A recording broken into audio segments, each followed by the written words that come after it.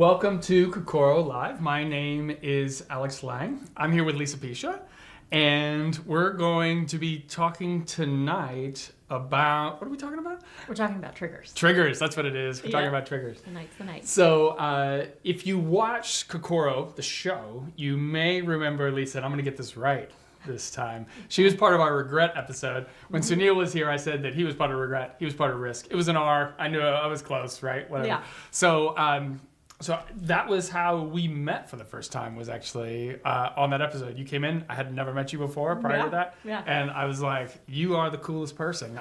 This is the person who I want to get to know. So Likewise. So it was a ton of fun being able to do that. Yeah. And before we dive deeply into our topic for the evening, I do want to offer up that we are starting Kokoro Conversations soon, and that's between myself and the person who helped me film Kokoro, which was Rebecca Anderson. Mm-hmm. So what happened was, every time after we would film, we would sit down and have a conversation with each other about what we had discussed. Yeah. And I thought, oh, these are really interesting conversations. We should, what if we actually took these and filmed them and just, had these as part of it. So we started doing that, and so it's going to be a thing that we're going to try for a little while. So when you're, if you have the opportunity, I hope that you'll watch it. And we wanted to show you a quick little trailer that will give you a little sense of what it is if you haven't seen it before. So take a look. What makes life worth living?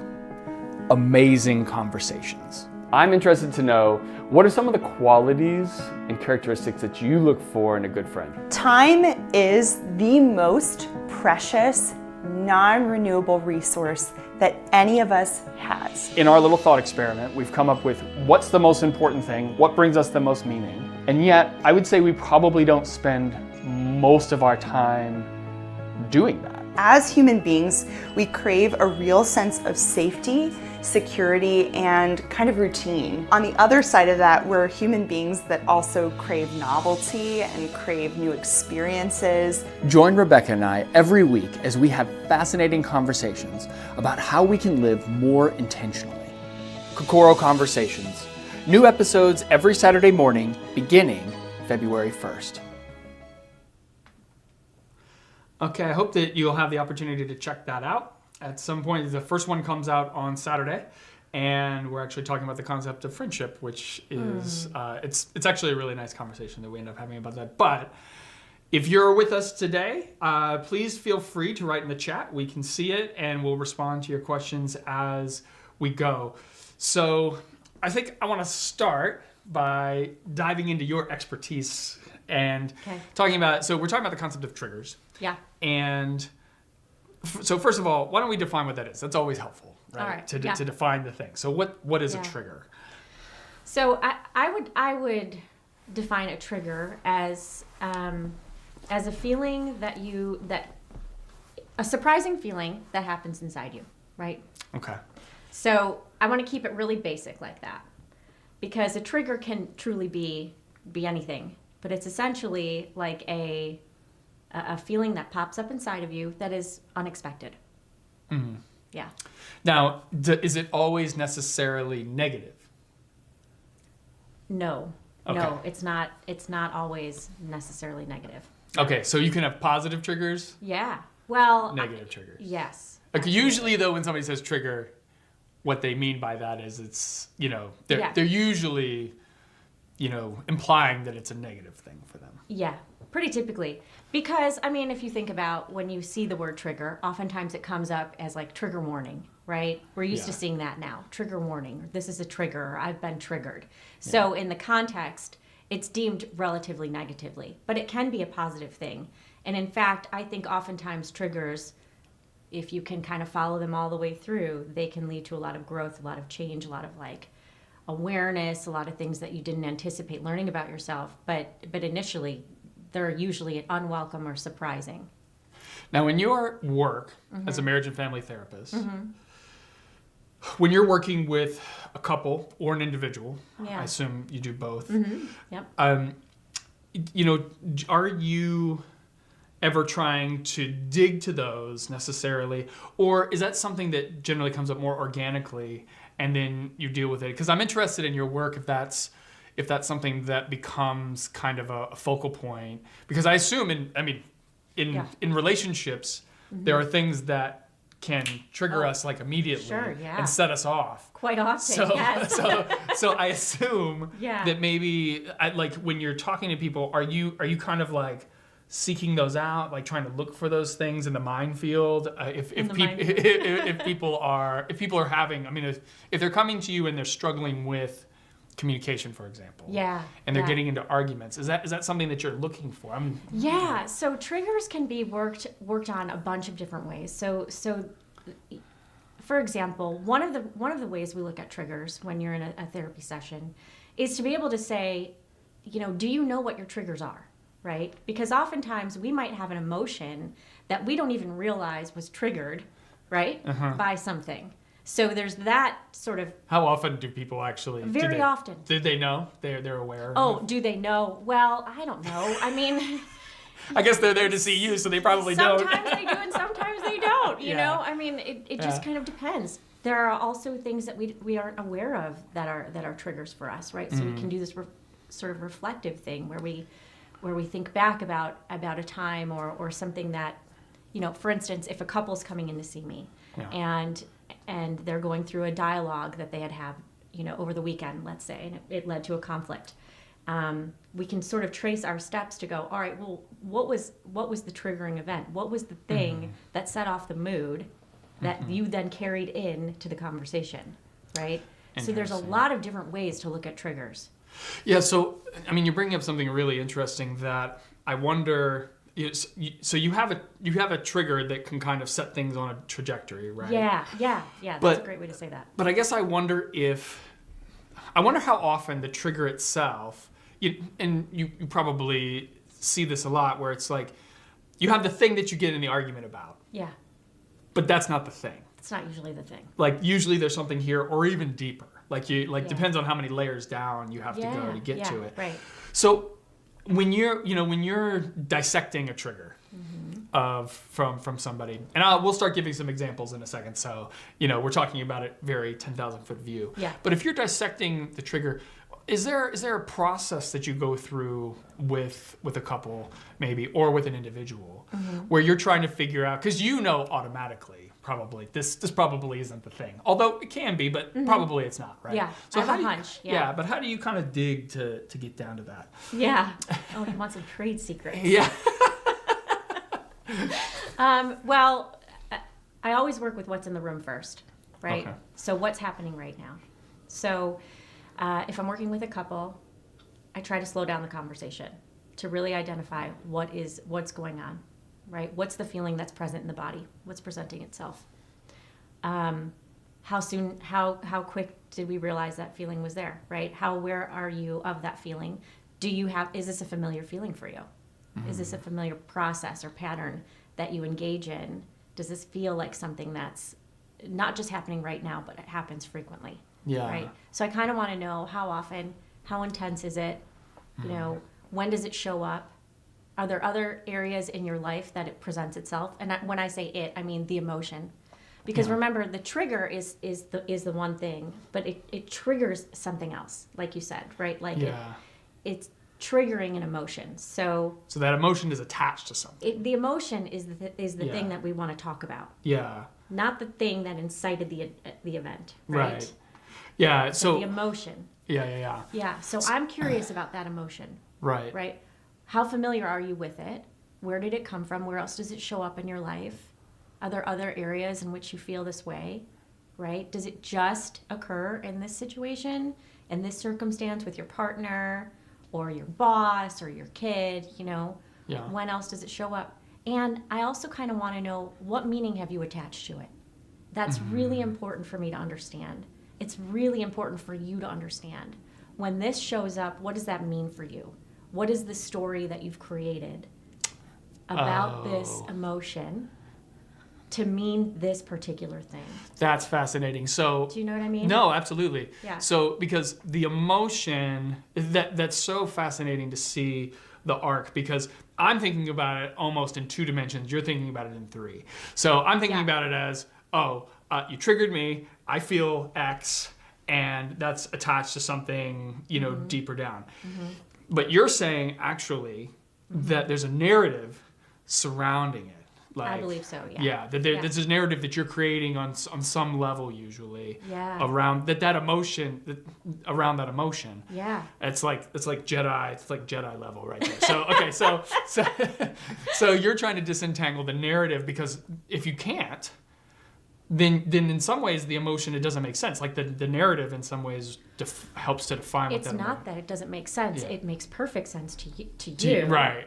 But again, this is a triggering emotion that you don't necessarily want to have, right? You're trying to work through this. You're trying to get this to move a little bit, right? Yeah. So it might make sense to you, but it might make sense to you in the perspective that you're in, which is limited, because we all have limited perspective. Not because you're limited, not because I'm limited, but I can only see what I can see, right?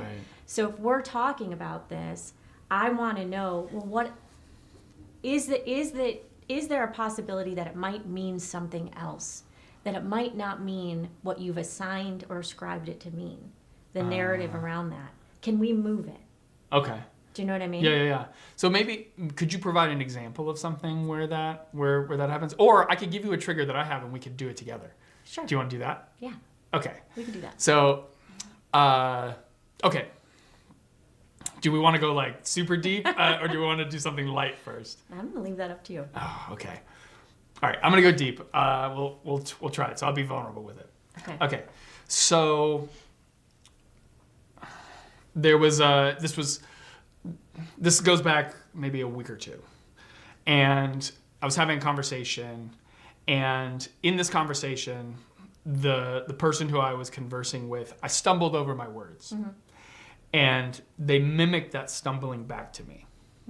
Now, they thought that was funny, right? Like they were just joking, right? To me, it was like really hurtful when that was mimicked back. Now, the way I explained it, because obviously I was very triggered by it and I was hurt. And so I said, at one of my jobs that I was in, I was sitting down with a woman trying to explain to her what was basically I was going over some administrative stuff. Yeah. And I was having trouble explaining it, and I stumbled. I was like, and she kind of did that back, like she was like, blip, blip, blip, blip, blip, like right back to me, like it was being rude. Yeah. And I literally got up and I walked out. Like I just got up and walked away. Yeah. And if I were to trace it back, it's, that's kind of like, oh, I'm being funny, right? But in both of them, I think we're being funny. But if I trace it back and I were to look at it, I would say that for a long time when I was young, I was very quiet. I didn't speak much. And it was very hard for me to get my words out, to formulate my words. Yeah. And actually in my family, if we go back, there's a lot of stutterers in our family. Yeah. Going back generations. Now, I never stuttered in the sense of having such a problem that I could never speak. But I do think that the ability to be stopped in the middle of you trying to articulate an idea and somebody interrupting you, and basically, in my opinion, it's demeaning, right? Yeah. So that triggers me. Like, it actually enrages me. I'm not gonna lie. Like when that happens, you hit the ceiling. You can feel that happen on the inside. It'll just, it's like it's almost full stop. It's like so that's where it is. So, anyways, so I would say if I'm looking at that, that's where it's attached to mostly, is being introverted, being quiet, and then the feeling of your words don't matter. And you're struggling to get them out, and can you hurry it up? Which says, I don't really value the time. You're wasting my time because you can't get your words together. So that would be a trigger that happens to me. It's happened to me in multiple times. So it sounds like, as you're talking about it, though, you have a sense of awareness over where that comes from for you. I think I do. I think that's probably where it comes from. Yeah. I could be wrong about that, but the indication I'm getting from that is that you were able to trace a current event back to a past event. Yes. A time in previous where that's happened to you, where you felt that same thing. Yeah. Right. So that is that's an association that you've made. You know, Yes. I've had this before. It's a familiarity that you have. You know, Yeah. this has happened to me before, and I know when this happens to me, I feel this because you know we talked about it. I said, oh yeah, you hit the ceiling. It's full stop. Yeah. Right. That's what happens. And so the other thing I want to know about that is after that happens, then what happens for you? What else are you feeling? What else are you thinking about? So usually in terms of behavior in that moment, if I lose my cool, Yeah. I'll apologize, and then I'll explain. Usually I explain to the person and say, hey, this is really, it's that kind of thing, even though I know you're trying to joke around, is very Yeah. hurtful to me. Yeah, yeah. And Yeah. I'm, you know, I know you didn't mean anything by it, but that's really, when you do that, it's, you're hitting something that's deep inside me. Yeah. So that's usually the first thing Yeah. that I'll say to try to calm myself back down. The second thing that I will often do, if we're talking about like what I'm feeling in that moment, is I feel basically disregarded. I feel disrespected, and that's a really deep feeling of like my self-worth feels demeaned. I guess that's the best way to put it. Yeah, and what you're able to identify just even in knowing all of that, which is a lot. That is a lot of awareness. So that's pretty impressive that you're able to kind of go in and go, all right, I need to unpack this a little bit. I know what this is. I know what I feel. And this happens often with triggers, is a trigger triggers a response, right? Your response is to either hit the ceiling or kind of articulate, you know, and articulate what's going on for you, right? Yeah. In the best case scenario, In the best case scenario, I'm like, right? I don't That's lose process it. is slowed down, right? But often what's associated with a trigger in an instance like what you're describing is a shame response, Oh, interesting. Yeah, you're right. right? So in regards to shame responses, we know there are shame response by one of three things happening. One is I'm moving toward you, and not in a nice way, but I'm kind of coming at you. I don't mean I'm like, oh, I mean I'm like, you know, Yeah. like I'm geared up. The second one is I move away from you. Right. So how I talked about I got up and I left in that other situation. Yes. Yeah, Yeah. yeah. So I move toward you. I move away from you. Or I really come at you.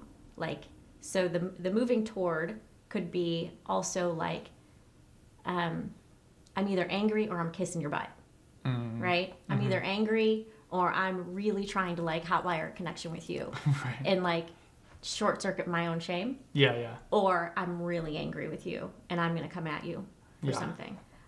Or like I said, I'm going to move away. Yeah.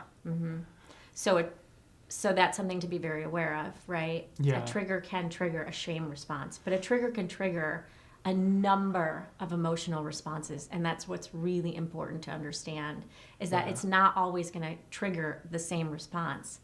And on a spectrum of emotion, right, shame is like one of the deepest, darkest feelings we can have, right? But a trigger can trigger a response that's also like a memory of something that feels loving or joyful or warm too.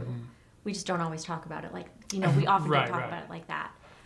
So there's a whole bunch of different things a trigger can Yeah. essentially trigger. It's the first step in a reaction, right? But like Right. you talked about, it's not just a 1 and 2, it's a 1, 2, 3. It's a trigger, emotional response, narrative. Yes. Yes. And the narrative around that is very much. It You very know, much attached to sure. whatever the emotion is, right? Yeah, So yeah. it's there to keep that emotion in place, right? So for you, for instance, in regards to the shame response, maybe, right? It might be, this is the story I have about why you did what you did. Now you've intercepted that and said out loud, this is the story I have about what you did, why you did what you did, right? Which gives the person across from you the opportunity to say, I'm so sorry, I didn't mean that. That's totally not what I intended. Or it confirms it. Yeah, I did mean that. So we have Kessie Art here, who is excited that you're here. Huge fan of yours. Oh, thank you. That's so sweet. Thank you. And if anybody is watching and you want to, and you have triggers that you want to put into the Oh. chat there, we can talk about it. We may not obviously be able to do the whole thing just with No, I like, love that but idea. yeah, but if you want Yeah. to put them into the chat, if there's something that triggers you, we can have Lisa talk about it a little bit with that. Yeah, sure. So okay, so let's just take my like my thing that I'm talking about there. Yeah. So if you were working with me, because this is really a free therapy session for me, it's why I'm glad you. Free live therapy. Yeah. Session. That's not a bad idea for a show. Yes. So if I came to you Yeah. and we were talking through this, what would be the strategy? One of many. I'm sure you have many, but what would be the strategy you would employ? Like maybe I had a sense of where it's coming, but I'm really like in it, and I'm just I'm not able to kind of work my way out of it, and I'm just feeling like the hurt is still staying with me. What do you do with a client where you're like, okay, you're kind of stuck in this? Yeah. How you disentangle that? Like, or what are some of the ways that you might disentangle it?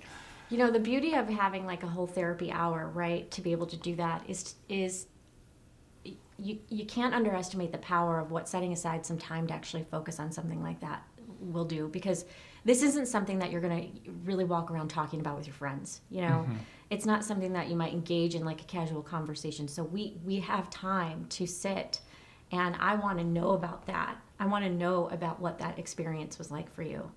And I want to get as much detail from you as I can so that you feel like you can process through some of what happened, right? So if we're talking about the example you gave of tripping up on your words and then being made fun of for that, I want to know what that was like for you. I truly do, because I wasn't there. So my questions are going to be geared toward, tell me from your perspective what that was. And again, going back to, okay, what else did you feel around that? And if you're telling me, you know, there was so much hurt there, I want to know, like I mentioned earlier, I want to know where else that shows up for you in your life, you know, other places. But in this particular instance, right, you were talking about how this woman at work, we'll take that example, was kind of mimicking back to you. About how old were you when that happened? Were you younger? It's like 31, something like that, 30, 31. Yeah. And so was this a...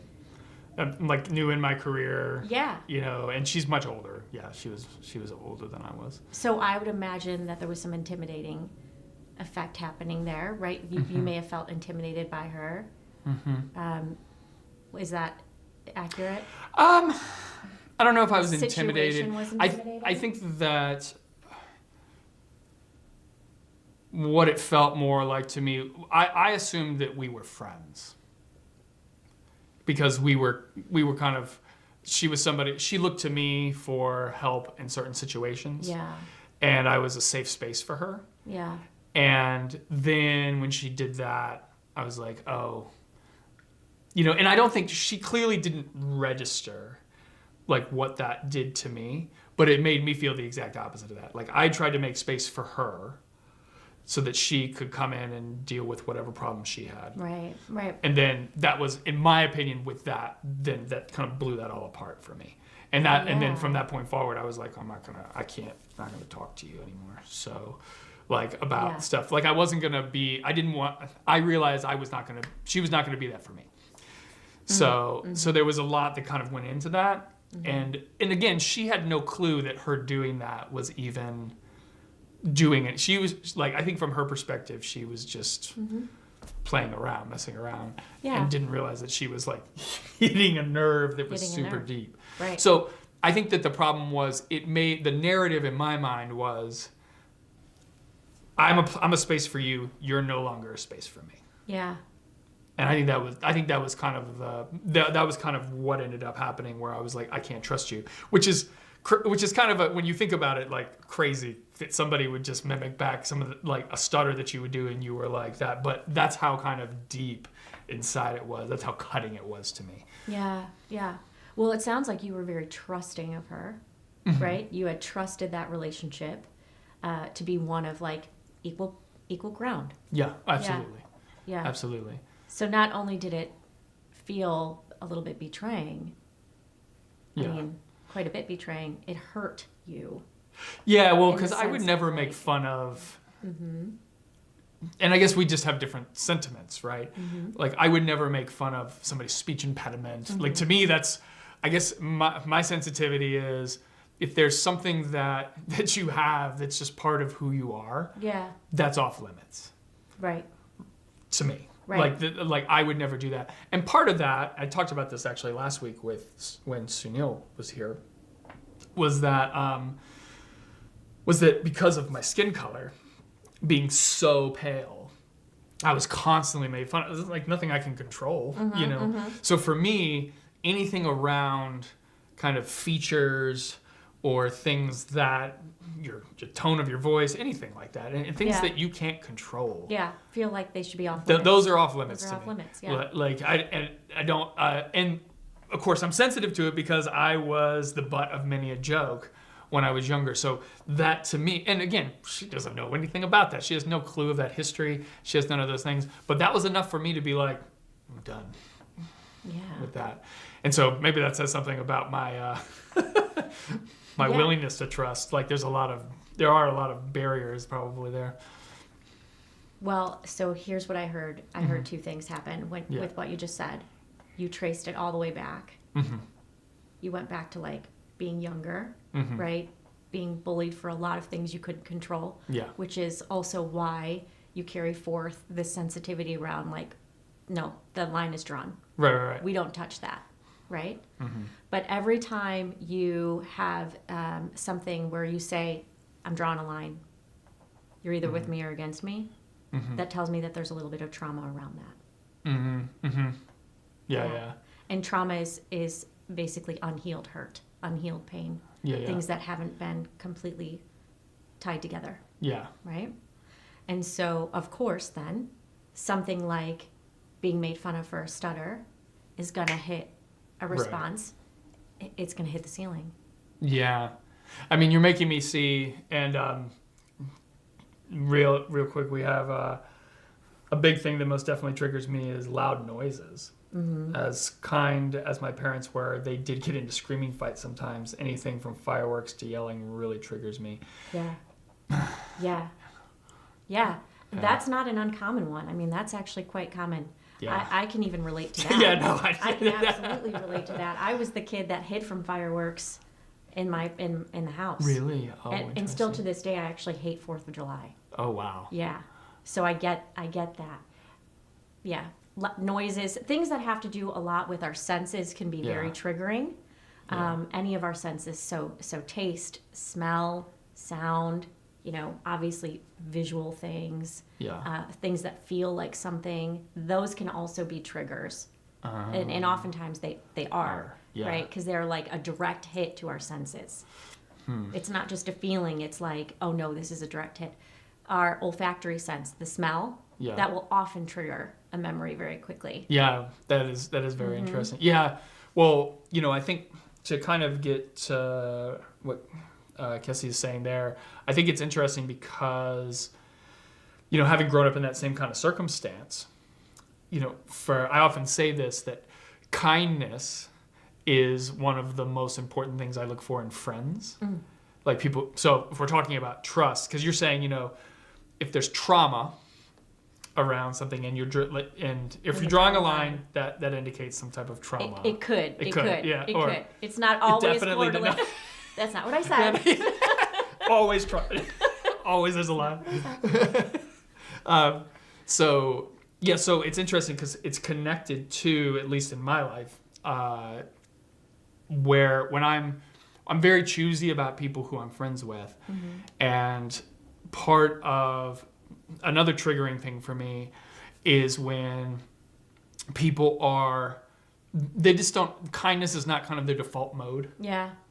And I don't mind, like, we can have fun. I'm not saying you have to be, superficially kind all the time, but I can tell the difference between somebody who really doesn't care and somebody who really actually has a generous, kind disposition.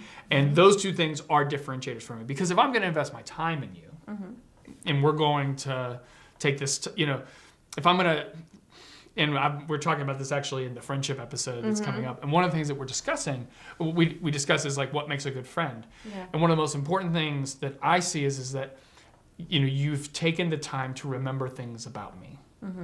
Yeah, right. Because, and vice versa. Because Yeah. if I'm gonna sacrifice my precious neurons to remember details about you, Yeah. right? I'm expecting the same. Yeah. And so when that doesn't happen, when that's not reciprocated, Yeah. to me, that's not a friendship. Because I'm remembering things about you, and I've told you things about myself, but you're not registering. You're not those. registering. So Yeah. so you're asking questions like, are you paying attention to me? Am I Yes. important enough to you? Yes. Right? Are you present with me? Absolutely. Yeah. Yeah. And that kindness, and that comes down to the heart of an individual has always been super important to me because I think Paul, and I'll say this about you because I think it's one of the reasons why I connected with you so quickly, is that first of all we have a similar sense of how to approach the world, and I actually talked about this in the first episode, or it was the second episode, where where we were talking about how I really loved your approach to therapy, which was, you're here to get something, like we're here to get something done. We don't wallow in regret. Like we can talk about the past, but we have to move forward. And I think that's so, like to me, that was such a critical thing because I don't ever really hear that from therapists. A lot of times therapists are like, we talk about whatever. We go on for, as long as we're doing billable hours, you can talk about whatever you want for as long as you want to do. It's your hour, but Right. I don't think that's why you're here. No, right. Yeah, right. But I mean, to the point of like, you're here to provide a service, right? And that service is ultimately you're trying to help your client work through whatever it is that they're dealing with, and to wallow, as you talked about in the regret episode, to just sit in regret constantly. You're never moving on. But in that, see, what's interesting is some people might see that and they might listen to that and hear that as your kind of therapy modality, Yeah. and come back and say, well, that's wrong. You need to let people just be where they are and not push them forward. And that's true too. Yeah. So you can say, to me though, it's a greater, so this is the other thing, it's a greater kindness to allow a person, to put a person who's across from you and say, look, I'm here to help you. And if we're not really making progress, if you're stuck in this thing and you're not really willing to do the work, to kind of start to really start to move forward, which I'm sure you would probably be I'll take your money, but it's like but if we're gonna move, Right. like there's some things that we have to do, and you have to be willing to Right. to actually make it. So to me, now that's so interesting because from my vantage point, that's a kindness. You're doing, like, that might not be perceived as kind, but to me, that's extraordinarily kind. Yeah. Because you have their best intentions at heart. You want them to make the most of what they have. And that right in of itself, to me, that, like, as soon as you said that to me, I was like, this is somebody who fundamentally has a kind disposition because you have the best interests of other people at heart. Which is not always the case, even among people in your profession, even though it should be the case. It's not always. Yeah. So, Yeah. anyways, sorry. Yeah. I don't mean to be disparaging like everything. It's the same thing with pastors, though. Like, they're supposed to have your best interests at heart, and Yeah. many don't, I think what's important to say about that kindness piece is honoring that everyone goes through different processes of change at different rates. Yes. So going back to what you were talking about in terms of the triggers and what has to happen there. It isn't come in, let's move on. It's come in, let's sit, let's talk about what's happening. Let's hold space for it right now. Let's really get in there and dig deep at these things to get to, like, the nut of it, right? Absolutely, like yes. the golden nugget. And then let's take that and move it forward, Yes. right? Not Yes. let's take it and sit with it and just sit and sit and sit and sit. But, like, now what do we do with it?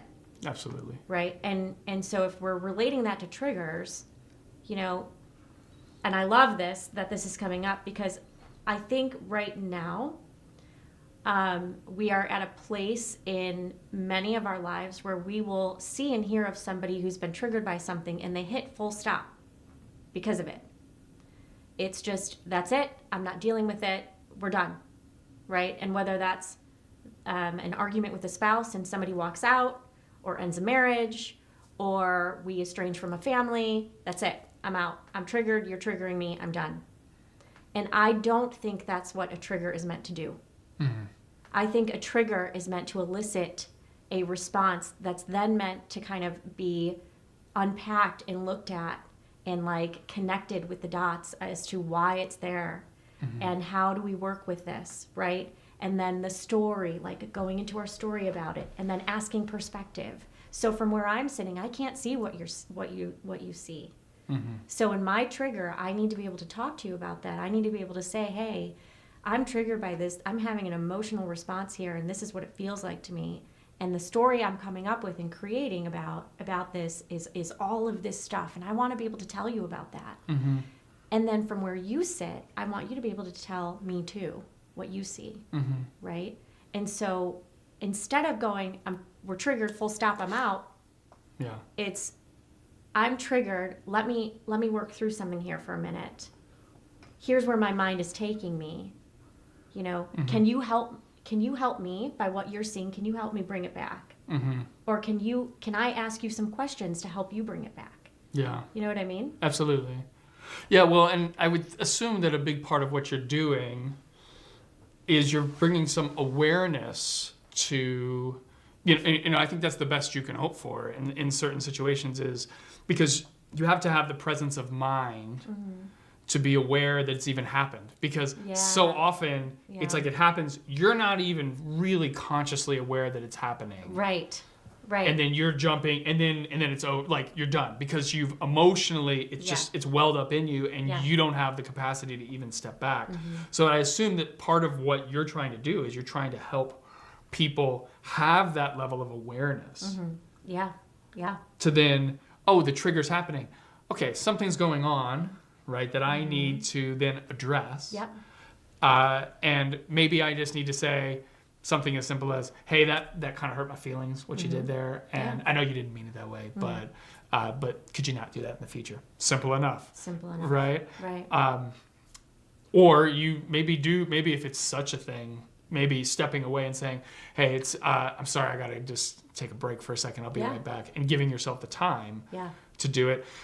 But I assume that it's, you know, when it's something really deeply ingrained in somebody, I think I'm interested in maybe in some of the process that you go through to get to the point where somebody does have a little bit more awareness around those things. Because I would assume that that's a big, you know, as you said, everybody moves at their own pace.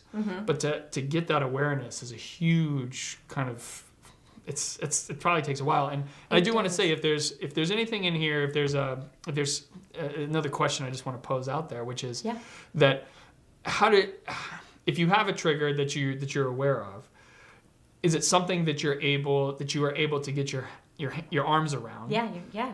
To the point where you're able to have the awareness that it's coming on and then stop yourself. I'd be interested to know if that's something that any of you listening or watching have had happen. So anyways, this is back to you though, of how do you bring up that awareness, so that, like, what are some things that you might do? Yeah, awareness is a lot of what we do in therapy, is like building awareness around something, because when you're aware of it, you can actually do something about it, and what you decide to do with it. I mean, there's a bunch of different options there, right, depending on what it is. But building that muscle of awareness is really, really huge. And most often we start with like kind of reflective thinking about that. So we go back a little bit, like hindsight, right? Going through a circumstance or a situation and then talking about it.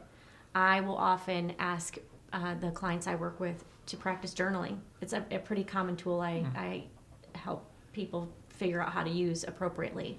Because when you journal, you can start to free associate. And with free association and just sort of, you know, brain dumping, there starts to become this kind of like a new attention being formed around stuff, right? And connections being made that you may not have been aware of. That's really important. It is not common for people believe it or not, to sit and really think about and contemplate something. It's not a common practice where we like sit and take some time and space to actually like reflect on something. Most people don't do that. So learning how to do that and have some time in your day, like a meditation time or a journaling time or even sitting with a cup of coffee is a practice to develop. I will often say to some of my clients, I use this phrase. Can we swear on the show or no? Yeah, go ahead. Okay. I will say, like, where's your ass? Where are your feet? Multiple times during the day, I will say, ask yourself, where's my ass? Where are my feet? Where am I? Where am I right now? Where's my body? Yeah. Learning how to come back into the body is a huge piece of learning how to become aware. Because if you know what you're feeling in your body at the present moment, you can move anywhere. You can go anywhere from there. But you got to be grounded. You have to know where you are. And knowing where you are is like the equivalent of being aware. That's interesting. Yeah, I mean, that was something I write about in my books is when I first got sent to therapy was I was like flipping foosball tables when I would lose and like punching my boss and stuff like that. You were like John McEnroe. I was funny enough, the boss who I punched, he actually was a ball boy for John McEnroe at one point. So I guess he was used to it. Yeah. You triggered him. So what was interesting was I was really looking back on it, I was like, oh my God, I really was out of control. I was losing control. I was angry all the time. And I remember that the first thing when they forced me to go to therapy, because otherwise I'd lose my internship, she sat me down and she goes, I know you think you're really emotionally aware, but I don't think you realize how unemotionally aware you are. And so the first thing that I want you to do is 3 times a day, I want you to just start from the head, move all the way down from your head all the way to your toes. And I want you to just feel. She's like, because usually your emotions manifest physically in your body somehow. Yeah. She goes, it may be like it may be like a twitch, it may be something, it's just the tension that you feel. Like if you really feel it, you'll feel it. And I was like, okay, fine, I'll do that. And so I had like a Post-it note in different parts of the house so I remember on my car, so I could do it when I was driving. And I was in LA at the time, so You had a lot of material. I had a lot of rage. A lot of highway material. But it was fascinating because over the 6 months that I was working with her, I did realize, I was like, wow, I am just pissed off all the time. I'm just angry constantly. And if you had asked me before that, I would have said, no, not at all. But what I realized was, it was right beneath the surface, just constantly. And so that awareness then was the opening the door to being able to deal with that, to actually not be so angry anymore. Yeah, I mean, a lot of this is awareness and learning how to be incredibly honest with yourself about what you're actually feeling, right? So becoming aware and then being able to say, I'm pretty pissed off most of the time, which is a complete... like 180 from where you started, which is like, I'm not angry. I'm not angry. Lisa. Right. Flip the table, flip everything, right? How dare you say that to me? But think about that for a second. You had to, and I mean, everyone makes fun of it's a cliche, right? The first, step in admitting you have a problem is admitting you have a problem. That's pretty true. I mean, that's like, it's basic, but it's, there's a reason that old adage is still around, right? Because you have to be able to say, I'm pretty pissed. How hard is that? I mean, it's incredibly difficult for people to do that. Yeah, because I mean, I think that if I wasn't on the verge of losing my job, I don't think I would have been able to see it. Anger is one of those emotions that nobody wants to admit having. Yeah. I don't know why. I don't have the data around that. I can tell you my own personal data. I don't want to admit when I'm angry. And I don't know what that's about, right? I really don't. But anger is one of those emotions where it's like we fight the anger. We resist the anger because it's so uncomfortable. And then what do we do with it when we have it, right? That's the part of like all right, if we can learn how to deal with anger effectively, and this goes back to triggers, right? What else is triggering? What is the trigger triggering? Well, it's triggering anger. All right, what's under the anger? What else is there? Yeah. What else is there? Because anger is it doesn't typically exist in and of itself. Normally there's something else So there. you're bringing up something interesting here, which I assume you kind of deal with people. I can tell you that for me it was a big issue early on, which was I played the blame game. Oh, so yeah. as soon as I I admitted, yes, I'm angry, but it's your fault. but if it wasn't for this person or my mother or all these different things, I can blame everybody else for the fact that so it's like, sure, so you exposed me. And yes, I'm angry all the time, but you would be angry all the time if you'd gone through all this, right? Yeah, right. Which, there's truth to some of that, but at the same time, right, that's not an excuse. No, but it's Right. low-hanging fruit, isn't it? Yes, it is. It's the low-hanging fruit to always be looking at other people. Right. It's a very easy thing to do. So you can live like that. Yeah. It gets lonely and the anger doesn't move because you're always going to find something to be mad at because somebody's always going to piss you off.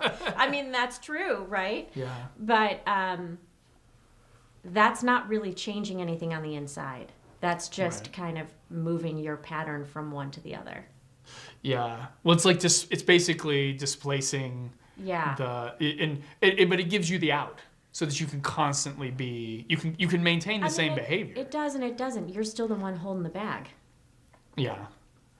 Yeah. Think about that. You came in to see me because you're angry. Now you just found something else to be angry at, but you're still walking out angry. Right. You're still holding the bag. How does that help you? Well, see, Do you know what I you're mean? talking about it rationally and logically. Yeah. From the perspective of, at least when I remember when I was like, When you were how angry. old was I? Uh-huh. I was 25 when I was doing this. Right. I was like, well, I have justification now. I'm justified in my anger. Yeah. Which it took time for me to realize. You can blame everybody in the world if you want, but it doesn't change the behavior. At some point in time, and correct me if Yeah. I'm wrong, but I mean, for you, at some point in time, didn't you just get tired of bumping up against that wall inside yourself? Like there was something inside of you that was like, you know what, I got to be done with this. I got to figure something else out here. Yeah, well, I realized that I think I took responsibility for my own actions. And I also finally said to myself, I don't want to be angry anymore. Right. It's not benefiting me. Right. And I think that part of it was my anger did benefit me when I was young. Yeah. Because it became something that motivated me. Mm-hmm. And so I think in some ways there was a fear that if I let go of that, am I letting go of my motivation? I mean, that's the only thing that's ever driven me Right. to want to be successful is Yeah. my anger towards this person or that person or what this person said to me. I'm going to hold on to Your that. drive. Yeah, like I'm going to show you that you're wrong about that, right? Right. Like not that they ever even knew, they're not thinking about it, but I am, right?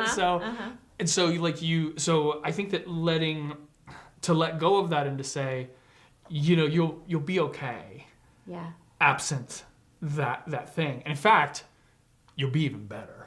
Now that's the thing that's hard to see on the other side of it. Yeah. And so I guess I would come back and I would say, so if we're going back to the trigger, Right. and if we're going to do the blame game, right, which is part of triggers, right? Like Yeah. that person triggered me, blaming that other person. How do you get the person to the other side of feeling like maybe letting go, I don't even letting go is the wrong word, but allowing this to control you in the way that it does isn't always maybe the best way to move forward. And so how do you get somebody to that point on the other side of it? Just like what I'm talking about with my anger, where it was like I realized actually shedding this is to my benefit and I'm going to be better off without it. Yeah. Well, that's like an internal job. I mean, I think there has to be due time given to the anger that's present in the room. Mm-hmm. So you had to spend time in anger first, but you didn't necessarily start there. I mean, real anger, not like somebody forced me to come here and I'm pissed off about that. But like, no, if I sit here and I really can admit this to myself, I'm pissed off at the world. I'm pissed off at everything. So we need to spend some time there. I want to know what you're mad about. And then once we've talked about that, then I might start asking you questions like, is it possible that there's another way to look at this?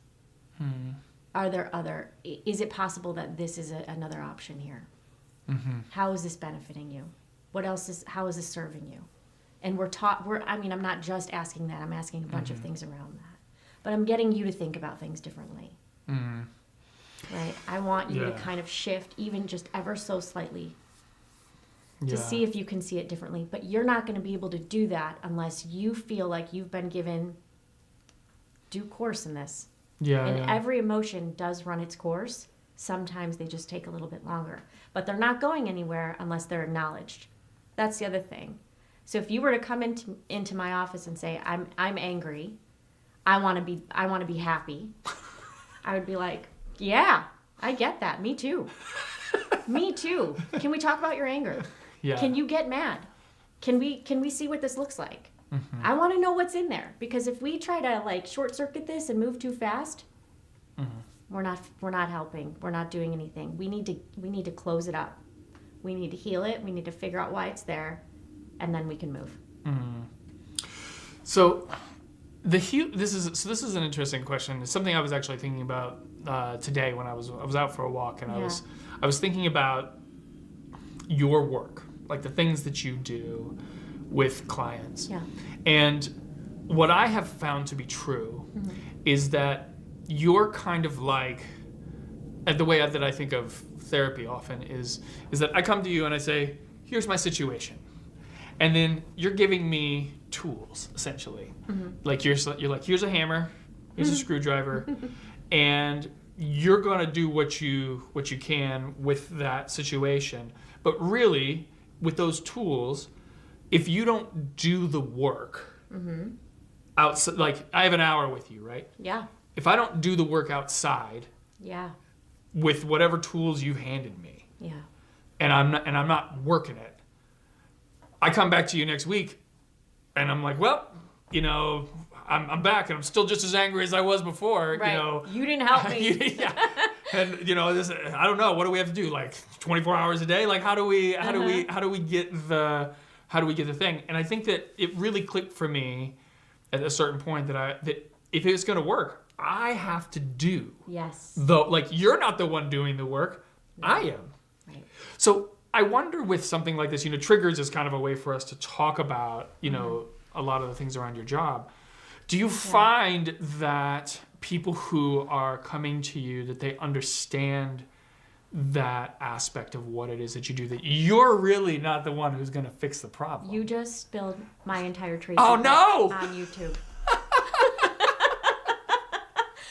No, that's not what people typically think therapy is. No, I mean, short answer to your question. Right. Because you think you're coming in to see me, and I'm going to say, here's a hammer, here's a screwdriver. You're coming in to see me, and I'm going to say, it sounds like you might need a hammer. Where might you find a hammer? Interesting. And what do you think, what kind of hammer do you think you might need? Okay. Right? Yeah. I'm not giving you a hammer, and I'm not giving you a screwdriver. You're going to find it, but I'm going to help you find it. I got you. So you're literally helping us find the tools that are that are because us. What do I know? You might not need a hammer and a screwdriver. You might need a nail gun. You might need a pair of pliers. Only you're going to know that, but we'll figure out what you need, and then you're going to find it. I got you. Yeah. Okay, I like that. I like that adjustment to the analogy. Yeah. Okay. So at least in the therapy that I do, that's what I do. There are different kinds of therapy that are much more structured and behavioral based, right? So like your cognitive behavioral therapy, or your programs like very specifically to I'm thinking about like exposure therapy. There's a very specific way to go about doing certain things. But what you're talking about is more relational therapy, more dealing with emotion and emotional composition and sort of like our psychic narrative. Yeah. You know? Well, I guess so in the tool, so like the way that my therapist that initially said, you can just, it's 3 times a day, right? Yeah. So to me, that's providing me with I can do that. Like, sure, you give me something to do, Yes. I can do the thing, right? Yeah, Now, yeah, I may not understand exactly what that thing is going to do for me, Right. but I'll do it, right? And that's just it. Like, but we do. Yes. Yeah. So it's like, to me, and I would do this kind of as I got into my own counseling, like, because that was so critical, is you come across people who you can tell, once you're on the other side of it and you have some presence, you're like, you can see people who don't have that much more easily. Yeah. So often when I would sit with somebody, I would say, well, why don't you try this thing, right? And what's fascinating, at least what I found, was almost nobody did it. Like there was Nobody does the homework. Nobody does the homework. I mean, there were some, but I shouldn't say nobody. There was probably of all the people I talked to over the 10 years, I would say 3 or 4 took it really seriously and got something out of it. Yeah. The rest, like, Nope. I was like, did you do the thing? And they were like, I mean, sure, I tried. Like, Right. Yeah. Yeah. So, like, but that wasn't my entire job, right? Yeah. And I would feel like, I think that was something that was always very vexing to me, was, all I'm doing is I'm putting breadcrumbs down and I'm just hoping that you're going to slowly pick them up and do something with them. How do you, I really want to know how you deal with the frustration sometimes because I would just sit there and I'd be like, well, I'm out of it. I don't know what to do if you're not going to do any of the work, and and they're not paying me, obviously. Yeah. Like, I'm not a licensed therapist where I'm getting money for them to sit down with me. But but I still think the frustration for you, I'm sure, has to be real in some of that too. I mean, it definitely can be, but it's not so much like that, because so much about the therapist-client relationship is really about the relationship in the room.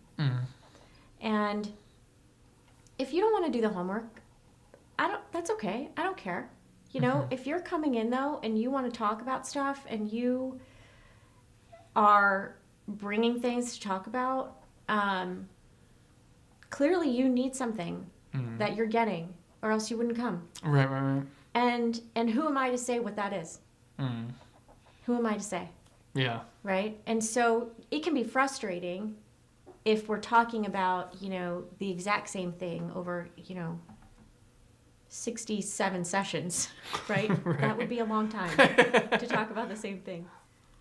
And yet at the same time, if you're coming to see me and you're bringing up things and we're able to look at things in at least a little bit of a different way, no matter how little it is, if it's just a little bit different, that is helpful.